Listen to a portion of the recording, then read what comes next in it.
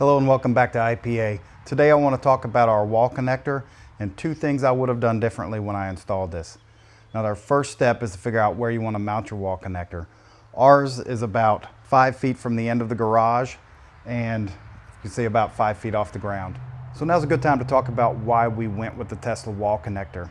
As you can see by this chart, charging at level 1, that takes forever. So unless you're doing a lot of level 3 charging, which is DC fast charging, and paying for it at a supercharger, which costs significantly more, you want to charge at home as much as possible. So that's where level 2 comes in. Now your circuit panel may dictate how many amps you can charge at. Our panel allowed us to put in a 60 amp breaker, which allowed us to charge at the maximum 240 volt single phase rate. We chose this location for our wall connector because we wanted it to be at the rear of the car when we pulled it in to park it. But we also wanted to be able to use this 25-foot cord to reach the rear of the Tesla. If we had another car in the garage, we could back the Tesla up and reach around to the corner and charge the Tesla. Now the next thing to talk about is our cable length. So while we were only 13 feet from our wall panel, we had about 5 feet vertically that we needed to account for here and 6 feet on the other end. So that adds up to about 24 feet.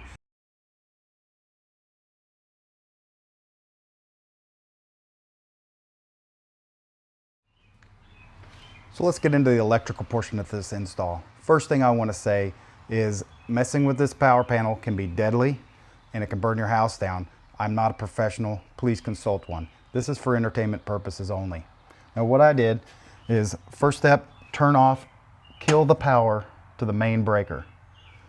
Now there are two very thick wires behind all of this coming in from the power pole, and even though you've killed this breaker, those lines can still kill you. So please be careful.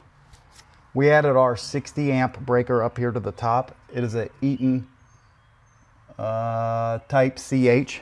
That's going to vary by which panel you have. Our house was built in 2015. You can see I added the barcode that came with the wall connector, and then we ran, again, 4-gauge wire and a ground wire from this straight through a knockout in the bottom of our panel that we did have to knock out.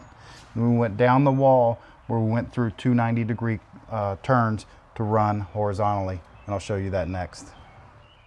So coming out of our electrical panel, we went straight down, came through the wall into this junction, along the baseboard, and up into our wall connector. Now for this last foot, I had to use this flexible connection because, as you can see, it's spaced off of the wall versus the conduit. Now back at our wall connector, you can see we had 4-gauge THHN wire, 2 black lines coming into line 1 and line 2, and then our copper ground wire. Now, code doesn't require that these two, line 1 and line 2, are different color, so I'm okay, but what I should have done is at least put red on one of these two lines and then matched it up in the box. So now let's talk about what I would have done differently. As I mentioned, I should have used some red heat shrink to delineate line 1 from line 2 inside the wall connector and at the box. The other thing I would have done differently is probably ran 1-inch conduit and then necked it down here and at the panel to 3/4 inch, because going through those 90-degree corners was very difficult, even with the proper lubricant for the job. Now the last thing I would have done differently is, instead of the wall connector, I think I would have got the universal wall connector that also comes with a J1772 connection, and will, if you have a Cybertruck, will allow you to feed energy to your house. I think that would be a more future-proofed option to have. Thanks for watching. Let me know down below if you have any questions.